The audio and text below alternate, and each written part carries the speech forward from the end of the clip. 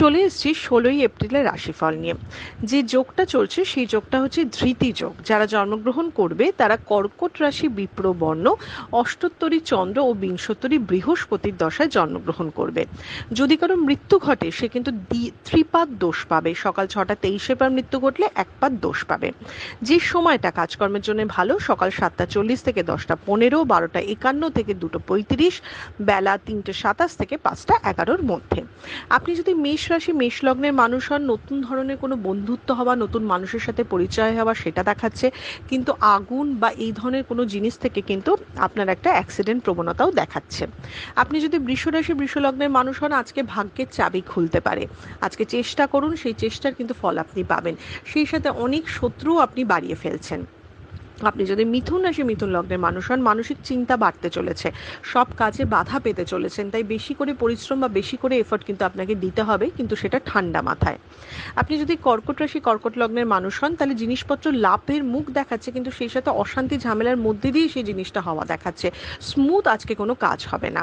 আপনি যদি সিংহ রাশি সিংহ লগ্নের মানুষ হন, ভীষণভাবে হতাশা দেখাচ্ছে, কি চাইছেন কি পাচ্ছেন সেটা নিয়ে ভীষণ হতাশায় ভুগবেন।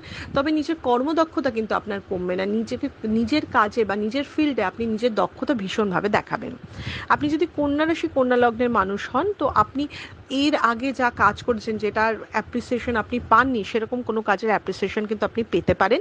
তবে বর্তমানে নিজের প্রোগ্রেস বা কেরিয়ার নিয়ে কিন্তু একটু হতাশ আজকে লাগতে পারে।